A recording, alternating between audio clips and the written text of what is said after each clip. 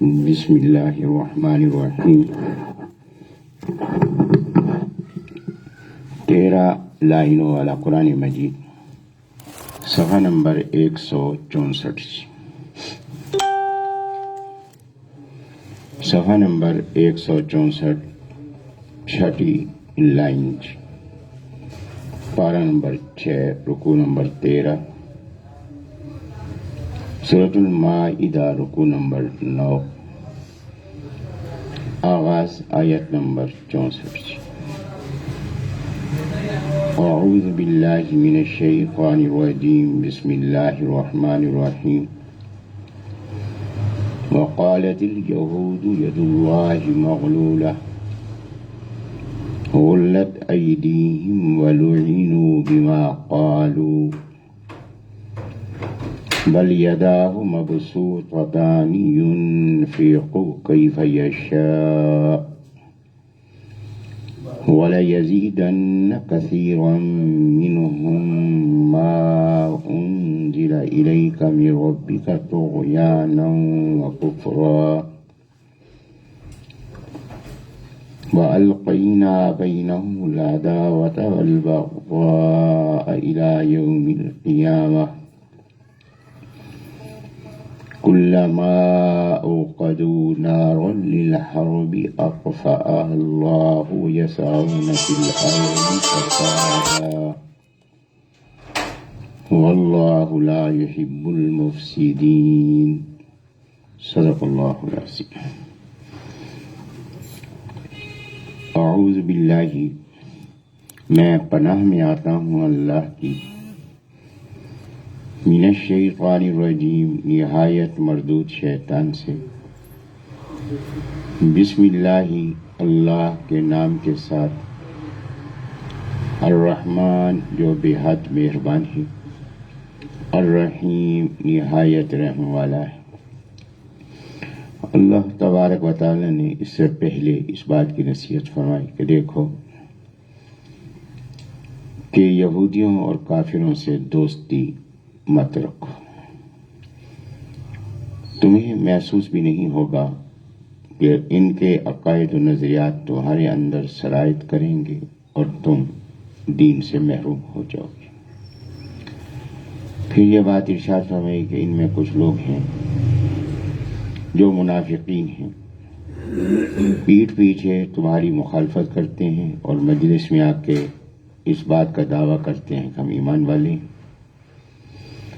فرمایا کہ یہ تمہاری مجلس میں کفر کے ساتھ داخل ہوتے ہیں اور کفر کے ساتھ ہی یہاں سے نکلتے ہیں، یعنی تمہاری مجلس کی جو باتیں ہیں ان پہ اثر انداز نہیں ہوتی۔ یہ ایسے بد نصیب ہیں کہ نبی علیہ السلام کی مجلس میں بیٹھتے ہیں، نبی علیہ السلام کے ارشادات عالیہ جن کے اثرات پتھروں پر بھی پڑتے ہیں، لیکن یہ ایسے بحث ہیں کہ ان کے دل پتھروں سے بھی زیادہ سخت ہیں کہ ان پہ اس کا کوئی اثر نہیں ہوتا۔ جیسے کفر کے ساتھ مجلس میں حاضر ہوتے ہیں ویسے ہی کفر کے ساتھ مجلس سے اٹھ کر جاتے ہیں۔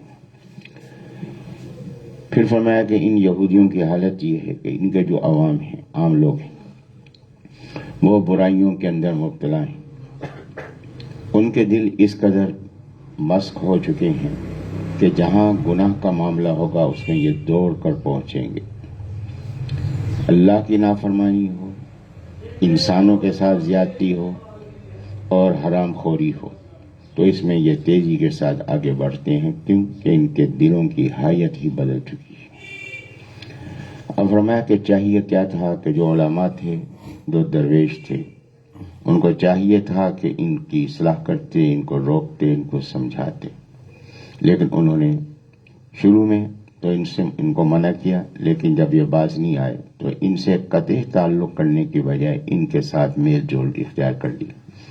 جب میل جول اختیار کیا تو اس معاشرتی اور ماحول کے اثرات اس معاشر ماحول کے ان پر بھی پڑ گئے۔ نتیجہ یہ ہوا کہ ان کے دل بھی اسی طرح سے سیاہ ہو گئے اور یہ بھی انہی کاموں کے اندر مشغول ہو گئے۔ پھر کیونکہ یہ علماء تھے، وہ عام آدمی تھے، تو ان علماء نے یہ کیا کہ جب یہ خود ان کاموں میں لگ گئے تو انہوں نے اس کی تعویلیں کرنا شروع کر دی اور اس کو بہتر انداز سے بیان کرنا شروع کر دیا۔ یہ برائی کے مبلغ بن گئے۔ تو فرمایا اس لیے فرمایا کہ جو یہ کام کر رہے ہیں، جو محنت سے کام کر رہے ہیں اور اس کو جنہوں نے اختیار کر لیا ہے، یہ ان کے لیے تباہی اور بربادی کا سبب بن رہا ہے۔ یہ بات فرمایا کہ اب یہودیوں کی جو مختلف اور قباحتیں ہیں وہ بیان فرمائی۔ میں وقالت الیہود، اور کہا یہودیوں نے، ید اللہ، اللہ کا ہاتھ مغلولۃ، جکڑ لیا گیا، بند کر دیا گیا، کہ اللہ کا ہاتھ جکڑا گیا، یعنی اللہ جو ہے نعوذ باللہ من ذالک بخیل ہو گیا ہے، کہ اللہ تبارک و تعالیٰ پر اس قسم کی باتیں کرنا، یہ کہ جب اللہ تعالیٰ نے یہ حکم نازل کیا قرآن مجید میں کہ من ذا الذی یقرض اللہ قرضا حسنا، کہ کون ہے کہ جو اللہ کو قرض حسن دے، اس پہ انہوں نے کہا کہ ہاں اللہ قرض مانگ رہا ہے، تو ان اللہ فقیر ونحن اغنیاء، کہ اللہ جو ہے محتاج ہے، تبھی تو ہاتھ پھیلا رہا ہے نا، تبھی تو مانگ رہا ہے، اور ہم غنی ہیں، اللہ ہم سے مانگ رہا ہے۔ تو یہ اللہ کی توہین اور بے ادبی کی کہ اللہ تبارک و تعالیٰ نے قرض کیوں کہا، اللہ کے راستے میں خیرات کرنے کو قرض کیوں کہا گیا، اس لیے کہ قرض کے اندر واپسی ہوتی ہے، اور یہاں اللہ تبارک و تعالیٰ نے اس کا اشارہ فرما دیا کہ اے ایمان والو، جو اللہ کے راستے میں خرچ کرو گے، جو تمہارا ضائع نہیں ہوگا، یہ تمہیں واپس ملے گا، اور صرف واپس ہی نہیں ملے گا بلکہ فیضاعفہ، بلکہ اللہ تبارک و تعالیٰ کئی گنا بڑھا کر تمہیں عطا فرمائے گا۔ تو لہذا اس لیے اس کو قرض کہا، واپسی کا اشارہ اس کے اندر تھا، اس لیے لفظ قرض استعمال کیا ہے۔ لیکن ان بد نصیبوں نے یہ کہہ دیا کہ اللہ تبارک و تعالیٰ کیونکہ محتاج ہو گیا ہے اور اللہ کے پاس کچھ باقی نہیں رہا، نعوذ باللہ من ذالک، اس لیے وہ ہم سے مانگ رہا ہے۔ اسی طرح انہوں نے یہ بات کہی کہ جب نبی پاک صلی اللہ علیہ وسلم مکہ مکرمہ سے ہجرت فرما کر مدینہ منورہ تشریف لائے، یہاں یہودیوں کو معاشی طور پر انتہائی مستحکم کیفیت حاصل تھی، لیکن جب ان کے کرتوتوں کی وجہ سے ان کی ایک کیفیت تنگ دستی میں تبدیل ہونے لگی، تو اب انہوں نے یہاں اللہ پہ طنز کیا، کہا کہ اللہ کا ہاتھ باندھ دیا گیا ہے، جکڑا گیا ہے، اس لیے اللہ نعوذ باللہ من ذالک بخیل ہو گیا ہے، اس لیے ہمیں نہیں دے رہا۔ تو اللہ تبارک و تعالیٰ نے اس کے جواب میں یہ بات ارشاد فرمائی، فرمایا کہ غلت ایدیہم، غلت ایدیہم، اب اس کے اندر دو مفہوم ہے، ایک مفہوم ہے خبر کا، ایک مفہوم ہے دعا کا۔ غلت ایدیہم، بند کر دیے جائیں، جکڑ دیے جائیں ان کے ہاتھ، تو یہ بد دعا ہے۔ تو اس میں ایک تعلیم دی ہے کہ جب یہ یہود اور یہ دین دشمن کوئی بات کریں ان کے لیے تم بد دعا کرو۔ تو یہاں بد دعا کا ایک مفہوم بد دعا کا ہے کہ غلت ایدیہم، کہ جکڑ دیے جائیں ان کے ہاتھ، وَلُعِنُوا بِمَا قَالُوا، اور لعنت کیے جائیں یہ اس پر جو کچھ انہوں نے کہا۔ دوسرا مفہوم اس کا وہ خبر کا ہے کہ غلت ایدیہم، کہ باندھ دیے گئے ان کے ہاتھ، کہ ان کے ہاتھ باندھ دیے گئے ہیں، ان کی فراخی ختم کر دی گئی ہے، ان کی کشادگی ختم کر دی گئی ہے ان کے کرتوتوں کی وجہ سے۔ وَلُعِنُوا، اور یہ لعنت کیے گئے، بِمَا قَالُوا، اس کی وجہ سے جو انہوں نے کہا، کہ اللہ کی رحمت سے محروم کر دیے گئے۔ دنیا کے اندر بھی یہ ذلیل و رسوا، دنیا کے اندر بھی یہ ذلیل و رسوا ہوں گے، اور آخرت کے اندر بھی ان کی تباہی یقینی ہے۔ تو اللہ کی طرف سے لعنت کا ہونا رحمت سے محرومی ہے، اور رحمت سے محرومی کیا ہے کہ انجام کار جہنم کا ایندھن بننا، اور دنیا کے اندر بھی اللہ کی طرف سے ذلت اور رسوائی کے اندر مبتلا ہونا۔ تو اس لیے اللہ تعالیٰ نے اس بات کی خبر دی کہ یہ یہودی جو ہیں کہ یہ ہاتھ باندھ دیے گئے، کہ یہ ان کی فطرت ہی بخل ہے۔ آپ دیکھیں کہ یہودی جو ہے وہ ظاہری حالت کے لحاظ سے کتنا ہی دولت مند کیوں نہ ہو، زندگی گزارے گا اس طریقے سے جیسے کہ وہ غریب ہے، مستحق ہے دوسروں کی امداد کی۔ یہ کیفیت آج بھی یہودیوں کے اندر موجود ہے۔ اور دوسری بات یہ ہے کہ اللہ کی طرف سے لعنت، تو اللہ کی طرف سے لعنت ان پر برس رہی ہے، اور دنیا کے اندر بھی ذلیل اور رسوا وہ ہوئے ہیں، آج بھی ذلیل اور رسوا ہیں۔ کوئی یہودی کہلانا پسند نہیں کرتا، اور آج عیسائیوں کی کیفیت یہ ہے کہ یہودی عیسائیوں کے محتاج ہیں اور ان کی محتاجی میں چل رہے ہیں۔ تو ذلت کی کیفیت ان پر ہے، مسلمان بھی ان کو برا بھلا کہتے ہیں، اور عیسائیوں نے بھی ان کو اپنا محکوم بنا کے رکھا ہوا ہے۔ تو اس لحاظ سے معیشت کے لحاظ سے بھی یہودی مضبوط ہونے کے باوجود اپنا ایک ملک اختیار کر لینے کے باوجود بھی وہ محتاج ہیں تعاون کے. کس کے؟ عیسائیوں کے تعاون کے محتاج ہیں. اپنے وجود کو تسلیم بھی نہیں کرا سکتے ان کی مدد کے بغیر. تو یہاں اللہ تبارک و تعالیٰ نے اس بات کی خبر دی کہ جو اللہ تبارک و تعالیٰ کے بارے میں یہ انداز اختیار کرتا ہے اور اللہ کی گرفت میں آتے ہیں اور اللہ کے عذاب میں پکڑے جاتے ہیں، اگر بظاہر خوشحال بھی نظر آ رہا ہو لیکن حقیقتاً وہ عذاب کے اندر ہے. پھر آپ دیکھیں کہ یہودیوں کو جو سب سے بڑی اذیتیں ملتی رہیں وہ خود عیسائیوں کے ہاتھ سے ملتی رہیں. کہ آپ دیکھیں کہ جرمنی میں ہٹلر نے یہودیوں کو واجب القتل قرار دیا اور ان کو ملک سے نکالا. اسی طریقے سے حالانکہ وہ بھی مسلمان نہیں تھے، ہٹلر مسلمان نہیں تھا، جرمنی والے عیسائی مذہب سے تعلق رکھتے تھے. تو اسی طرح ان ممالک کے اندر بھی یہودیوں پر مختلف انداز سے سختی کا رویہ اختیار کیا گیا. تو یہ ذلت کی کیفیت ان کی چلتی ہوئی آ رہی ہے. فرمایا کہ بل یداہ، بلکہ اس کے دونوں ہاتھ، اللہ تعالیٰ کے دونوں ہاتھ مبسوطتانی، کشادہ ہیں، کھلے ہوئے ہیں. اللہ کے ہاتھ بند نہیں ہیں. اب اللہ کے دو ہاتھوں سے کیا مراد ہے؟ کہ ایک بات تو یہ ہے کہ عربی زبان کے اندر محاورہ ہے بسیط الیدین. بسیط الیدین یہ محاورہ ہے جس کے معنی ہے کہ دونوں ہاتھ کھلے رکھنے والا، یعنی یہ بہت سخی ہے، بہت کریم ہے، بہت خرچ کرتا ہے. کہ اللہ کے خزانے میں کیا کمی ہے؟ اللہ تبارک و تعالیٰ تو بہت دینے والا ہے. تو یہاں ایک اشارہ تو محاورے کے لحاظ سے ہے کہ بل یداہ مبسوطتان، بلکہ اس کے دونوں ہاتھ کھلے ہوئے ہیں، اس کے خزانے میں کوئی کمی. اور بعض حضرات نے یہاں دو ہاتھوں سے مراد یہ لیا ہے کہ ایک ہے مہربانی کا ہاتھ، رحم و کرم کا ہاتھ، ایک ہے قہر کا، غضب کا، غصے کا، پکڑ کا ہاتھ.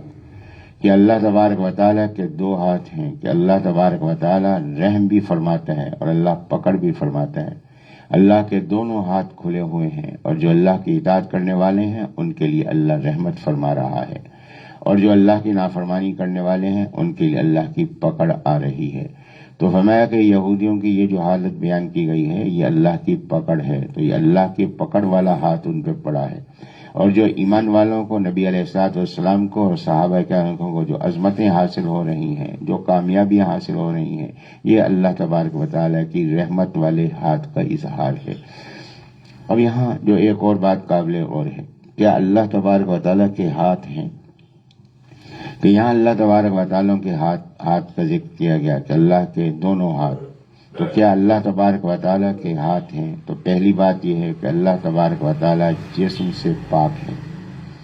قرآن مجید میں اللہ تبارک و تعالیٰ کی پنڈلی کا ذکر ہے، اللہ تبارک و تعالیٰ کے سننے کا ذکر ہے، اللہ تعالیٰ کے دیکھنے کا ذکر ہے. تو کیا اللہ تبارک و تعالیٰ جو سنتا ہے اس کے کان ہیں؟ کہ اللہ دیکھتا ہے اس کی آنکھ ہیں؟ اللہ تعالیٰ جسم سے پاک ہے کہ اللہ تبارک و تعالیٰ میں کا جسم نہیں. بعض لوگوں نے اس سے تجسیم کا عقیدہ اختیار کیا ہے کہ اللہ تبارک و تعالیٰ کا جسم ہے، کیونکہ جی قرآن مجید میں ہے کہ اللہ کے ہاتھ ہیں، اللہ کے پاؤں ہیں، اللہ تبارک و تعالیٰ دیکھتا ہے، اللہ تبارک و تعالیٰ سنتا ہے، اللہ تعالیٰ پھونکتا ہے تو اللہ کا منہ ہے. اب یہ ساری چیزیں حاصل کی گئی ہیں جسم کے معنی کے اندر، جیسے جسم ہے. تو اللہ تبارک و تعالیٰ جسم سے پاک ہے. یہ عقیدہ تجسیم ہے. یہ نظریہ جو دنیا کے اندر چلا ہے اس کو عقیدہ تجسیم کہتے ہیں. تو یہ شرک ہے. تو ایک بنیادی بات شرک کی ذہن میں رکھ لی جائے کہ یہ وہ چیز کہ جو اللہ کے ساتھ خاص ہے اس کو مخلوق میں مانیں گے تو شرک ہے. عالم الغیب ہونا، حاضر ناظر ہونا، مختار کل ہونا، یہ باتیں اللہ کے ساتھ خاص ہیں. اگر کسی مخلوق میں مانیں گے تو شرک ہے. وہ باتیں جو مخلوق کے ساتھ خاص ہیں اگر اس کو اللہ میں مانیں گے تو شرک ہے.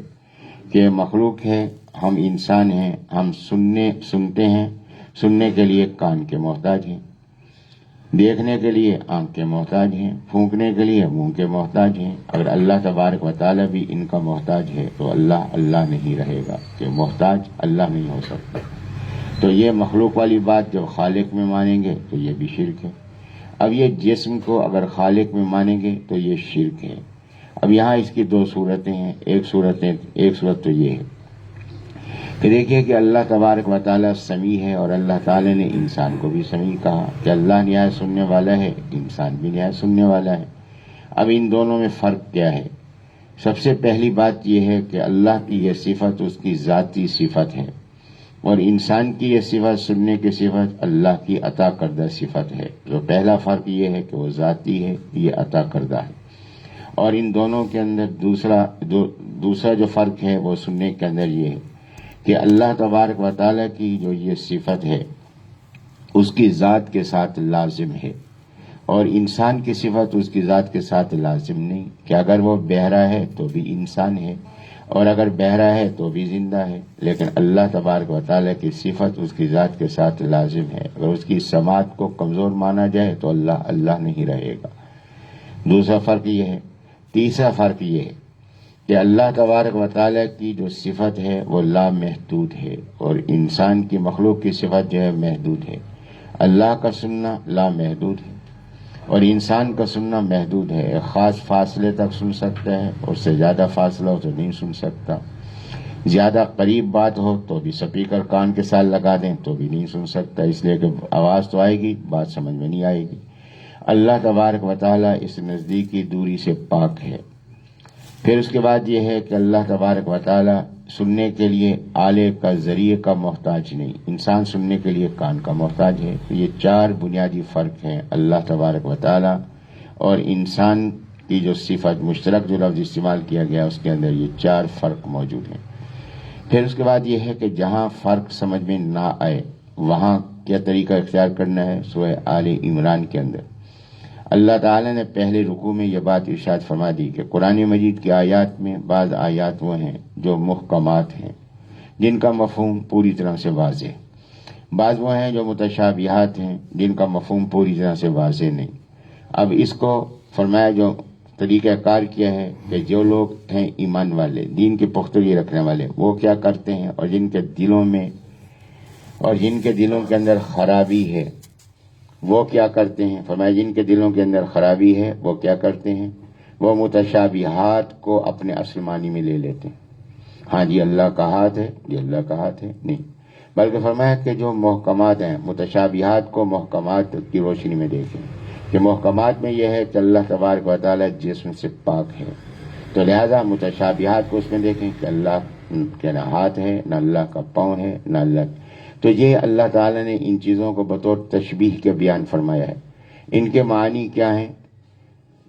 فرمایا کہ جن لوگوں کے دلوں کے اندر زنگ ہے وہ تو اس کے معنی اختیار کرتے ہیں، لیکن جن کو اللہ نے علم کی پختگی عطا فرمائی ہے، والراسخون فی العلم، جو علم میں پختگی رکھنے والے ہیں، عقیدے میں پختگی رکھنے والے ہیں، وہ کہتے ہیں ہم ایمان لائے کہ اللہ نے جو فرمایا صحیح فرمایا، لیکن اس کا مفہوم کیا ہے وہ ہم نہیں جانتے، وہ اللہ کو معلوم ہے۔ تو فرمایا کہ یہاں اشتباہ پیدا ہو رہا ہو تو وہاں اپنی طرف سے مفہوم نکالنے کی کوشش نہ کریں کہ ہاتھ سے مراد کیا ہے، یہ اللہ کو معلوم ہے، اللہ ہاتھ سے پاک ہے، لیکن اس جگہ ہاتھ سے مراد کیا ہے کہ اللہ کے ہاتھ ہیں، یہ اللہ کو معلوم ہے۔ تو اس طریقے سے جہاں اشتباہ پیدا ہو رہا ہو اس کو کس پہ چھوڑنا ہے، اللہ پہ چھوڑنا ہے۔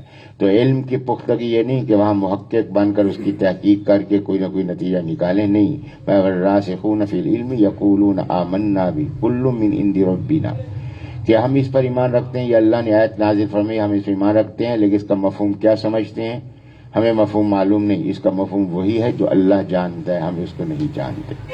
حضرت امام مالک رحمۃ اللہ علیہ تشریف فرما تھے، حدیث پڑھا رہے تھے، ایک آدمی نے اسی طرح سے سوال کیا کہ یہ اللہ کا ہاتھ ہے، اللہ کا ہی، تو اس انداز سے سوال کیا، تو اس کے معنی کیا ہیں؟ امام مالک رحمۃ اللہ علیہ نے سر جھکایا اور سر جھکانے کے بعد پھر سر اٹھایا، فرمایا کہ اس کے معنی اللہ کو معلوم ہے، ہمیں معلوم نہیں، ہم بس ایمان رکھتے ہیں کہ اللہ نے بات فرما دی، اس سے مراد کیا ہے یہ اللہ کو معلوم ہے۔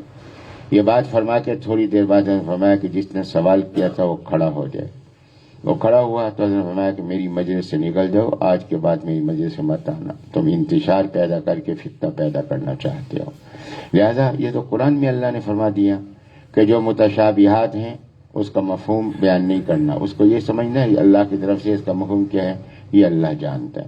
تو یہاں اللہ تبارک و تعالیٰ کے ہاتھوں سے مراد بعض حضرات نے اس کا مفہوم یہ نکالا ہے کہ دیکھیں کہ اس سے مراد ہاتھ نہیں ہے بلکہ اس کے مراد کیفیات ہیں، کہ اللہ تبارک و تعالیٰ رحم بھی فرماتا ہے، اللہ تبارک و تعالیٰ گرفت بھی فرماتا ہے، کیونکہ دینے کے لیے ہاتھ کا استعمال ہوتا ہے، پکڑنے کے لیے ہاتھ کا استعمال ہوتا ہے، اس لیے تشبیہ کے طور پر مجازی طور پر یہ الفاظ استعمال کیے گئے ہیں جن کا حقیقت سے کوئی تعلق نہیں ہے۔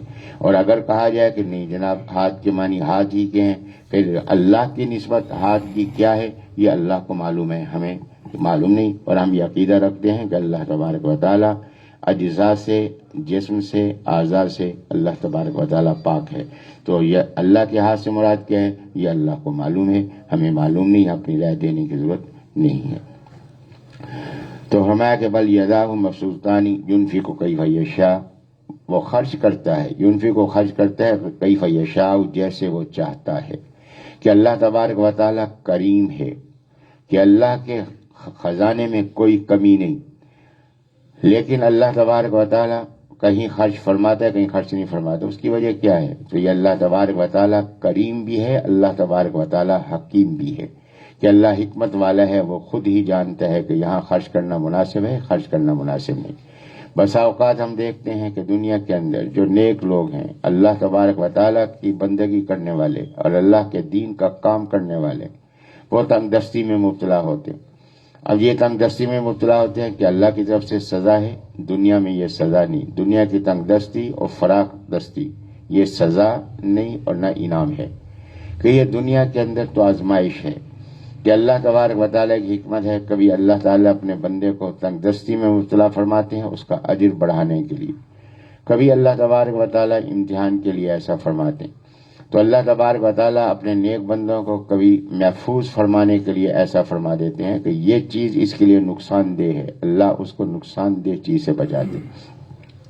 اور اللہ تبارک و تعالیٰ کبھی فراخی عطا فرما دیتے ہیں نافرمانوں کو بھی، اور یہ نافرمانوں کو جو فراخی عطا فرماتے ہیں یہ اللہ کی طرف سے رحمت نہیں بلکہ اللہ تبارک و تعالیٰ کی طرف سے پکڑ ہے، کہ اس لیے فراخی عطا فرماتے ہیں کہ اس کی توجہ ہماری طرف ہونے ہی نہ پائے، اللہ اس کو پسند نہیں کرتے۔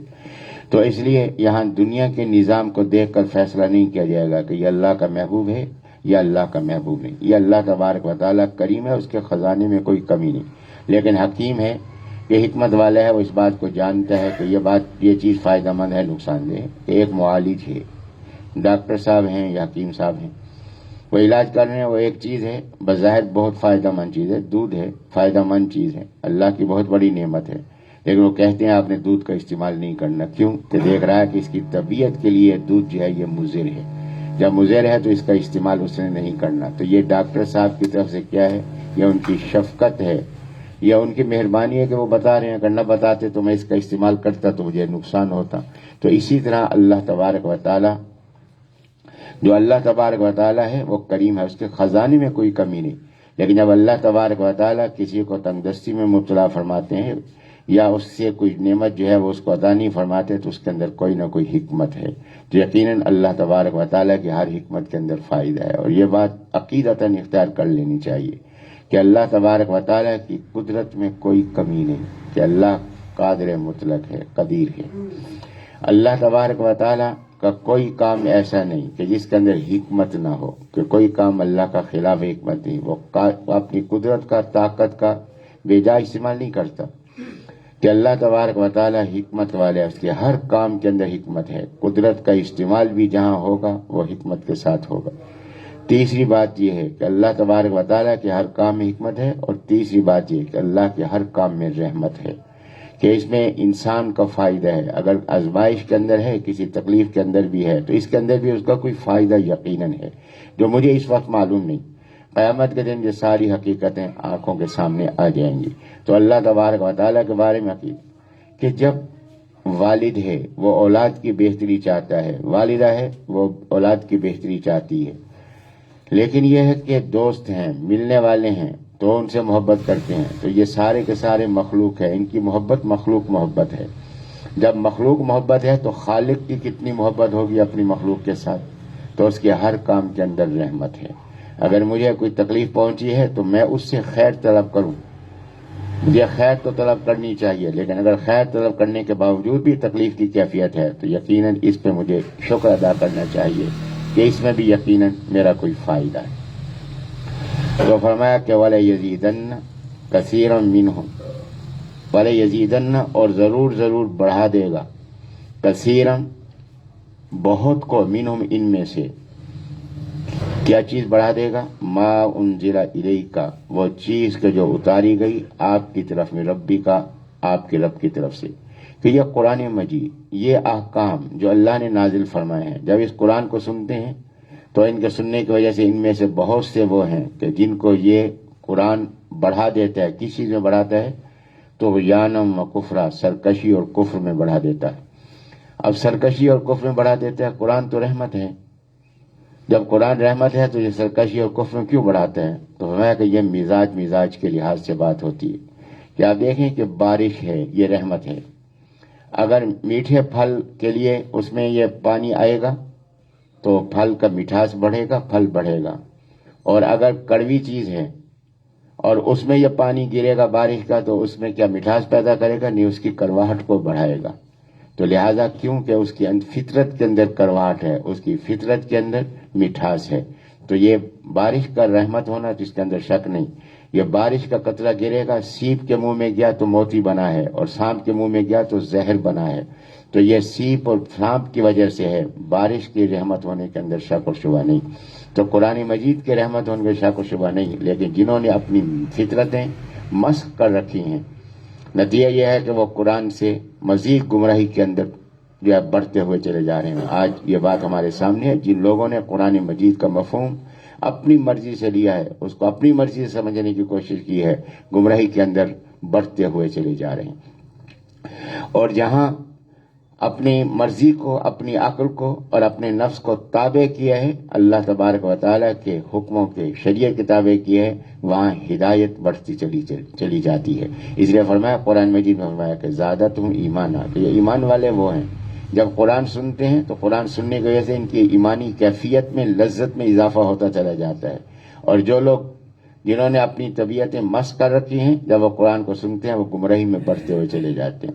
تو یہاں فرمایا کہ جو کچھ اللہ کی طرف سے نازل ہوا ہے، یعنی قرآن مجید نازل ہوا جو آپ پر، جو ہدایت ہے، جو رحمت ہے، لیکن اس کے باوجود جنہوں نے اپنی فطرت کو مسخ کر کے رکھ دیا ہے، فرمایا ان کو جو ہے وہ قرآن مجید سرکشی اور گمراہی میں، کفر میں بڑھاتا ہوا چلا جاتا ہے.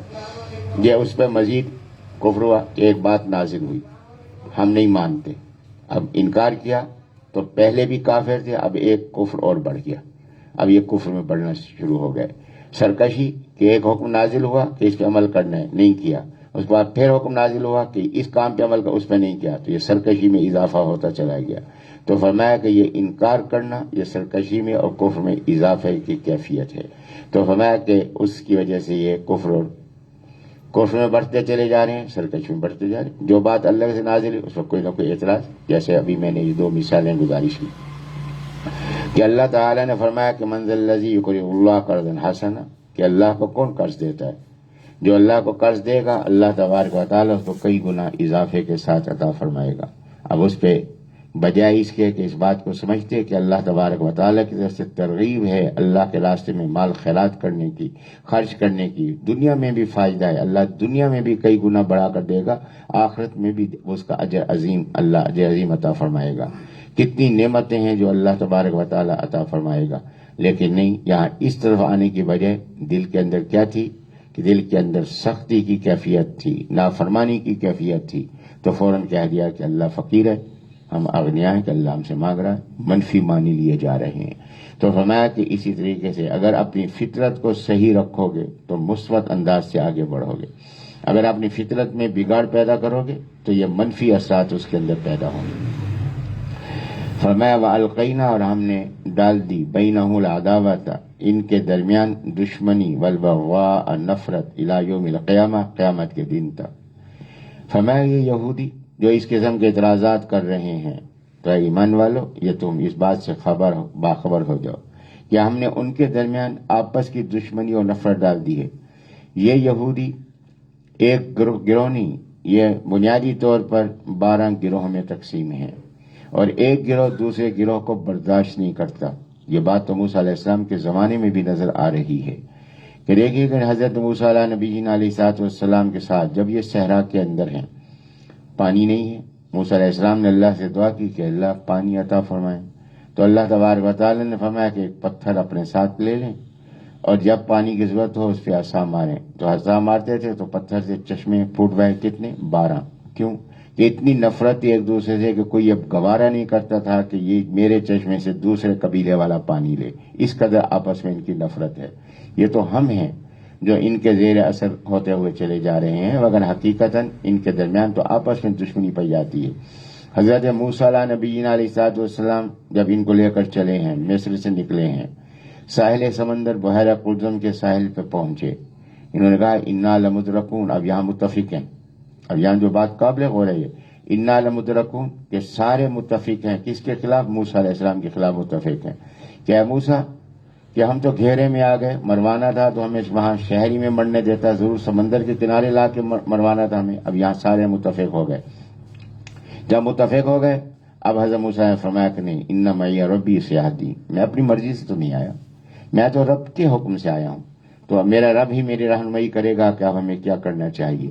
تو اللہ تعالیٰ نے حکم دیا کہ آپ یہ ساحل پر عصا ماریں۔ اب حضرت نے عصا مارا، اب جب عصا مارا تو اب آگے دشمنی کی، آپس کی دشمنی اب پیدا ہو رہی ہے کہ ایک راستے پہ سب مل کے چلنے کو تیار نہیں، 12 راستے بنائے گئے، ہر قبیلہ اپنے اپنے راستے پہ چلا ہے، یہ گوارا نہیں کرتا کہ دوسرا قبیلے کا فرد میرے راستے پہ آ کر چلے، یعنی اتنی آپس کے اندر نفرت ہے۔ یہاں بھی اس بات کی طرف اشارہ موجود ہے کہ ایمان والو اس بات سے باخبر رہو کہ آپس میں ان کی دشمنی ہے، لیکن جہاں دین اسلام کا معاملہ ہوگا وہ تمہارے مقابلے میں سارے کے سارے متفق ہوں گے، یہ بات ذہن میں رکھو۔ جیسے موسیٰ علیہ السلام کے مقابلے میں متفق ہو گئے، جب اپنے رسول کی مخالفت میں جو متفق ہو جاتے ہیں لیکن آپس میں ایک دوسرے کو گوارا نہیں کر رہے، تو میں کہ ان کے درمیان یہ دشمنی ہے، اور یہ دشمنی اور ان کے درمیان جو باہمی نفرت ہے یہ کب تک رہے گی؟ الی یوم القیامہ، قیامت تک رہے گی۔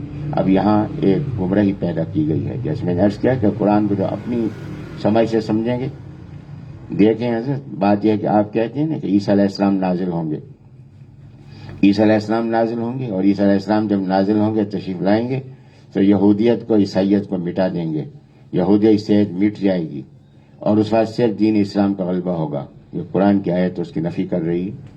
اللہ کہہ رہے ہیں کہ ان کے یہودیوں کے درمیان جو نفرت ہے، آپس میں دشمنی ہے، یہ قیامت تک رہے گی۔ اس کے معنی ہے جب قیامت تک ہوں گے تو قیامت تک یہ نفرت رہے گی۔ تو لہذا یہ بات جو آپ کہتے ہیں کہ عیسیٰ علیہ السلام کے نازل ہونے کے بعد یہودیت عیسائیت مٹ جائے گی، صرف دین اسلام پورا غالب ہوگا، یہ اس بات سے یہ بات ٹکرا رہی ہے۔ تو قرآن کی آیت ٹکرا رہی ہے، تو اس لیے یہ بات قبول نہیں کہ یہودیت نہیں مٹے گی، قیامت تک جو ہے یہ برقرار رہے گی۔ یہاں بنیادی طور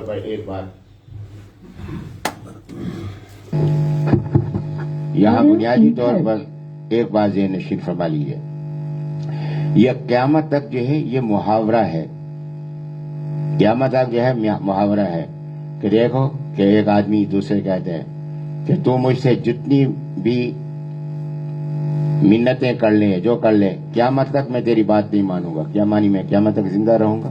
نہیں، یہ دوام کے معنی کے اندر محاورہ ہے کہ ہمیشہ کے لیے ایسا ہوگا، جب تک میں ہوں اس وقت تک یہ کیفیت ہوگی۔ تو یہاں بھی الی یوم القیامہ سے مراد یہ نہیں ہے کہ قیامت کے دن تک یہ موجود رہیں گے، بلکہ یہاں دوام اور ہمیشگی کے معنی میں ہے کہ جب تک یہ دنیا میں رہیں گے ان کے درمیان یہ نفرت کی کیفیت باقی رہے گی۔ تو لہذا جب ہم اپنی عقل کو تابع رکھیں گے تو بات سمجھ میں آئے گی کہ محاورتاً استعمال ہوا ہے، تو حقیقی معنی مراد نہیں لیے جائیں گے۔ کہ دیکھیے کہ ایک صاحب یہاں تشریف لائے، میں نے کہا کہ شیر آئے ہیں، تو یہاں سے ایک آدمی اٹھے اور جا کے اس کا منہ دیکھنے لگے، ہاتھ لگائے، پیچھے ہاتھ لگائے، اس کی دم تو ہے نہیں، اور اس کا جو ہے اس کے وہ دانت تو ہے نہیں کہ جو کاٹنے والے ہوں، اور اس کی جو کمر ہے وہ تو سیدھی ہے، وہ تو جھکی ہے نہیں۔ تو کیا کہا جائے گا کہ اللہ کے بندے، یہ بطور تشبیہ کے بعد بیان ہوئی ہے، یہ حقیقت کی بات بیان نہیں ہوئی۔ تو اس طرح محاورہ جو ہوتا ہے، یہ تشبیہات ہوتی ہیں تو ان کے معنی اس کے لحاظ سے لینے چاہیے، محاورے کے معنی اصل کے معنی نہیں لیے جا سکتے۔ تو یہ بھی محاورہ ہے الی یوم القیامہ، تو قیامت کے دن تک، یعنی جب تک یہ دنیا میں رہیں گے ان کے درمیان یہ کیفیت رہے گی۔ یہ معنی نہیں ہے کہ یہ قیامت کے دن تک رہیں گے۔ مزید انشاءاللہ گفتگو کل ہوگی۔ اللہ مجھے بھی آپ کو بھی صحیح فہم، صحیح عمل کی توفیق عطا فرما دے۔ وآخر دعوانا الحمدللہ رب العالمین۔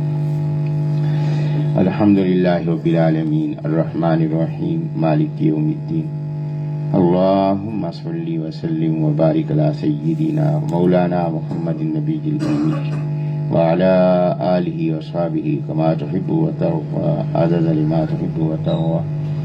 اللهم أيد أمير المؤمنين والمجاهدين اللهم انصرهم ولا تنصر عليهم. اللهم ثبت أقدامهم إنك أنت على كل شيء قدير. اللهم اغفر لنا ولوالدينا ولأولادنا ولإخواننا الذين سبقونا بالإيمان ولجميع المؤمنين والمؤمنات إنك أنت الغفور الكريم إنك أنت الغفور الرحيم فاغفر وارحم وأنت خير الراحمين.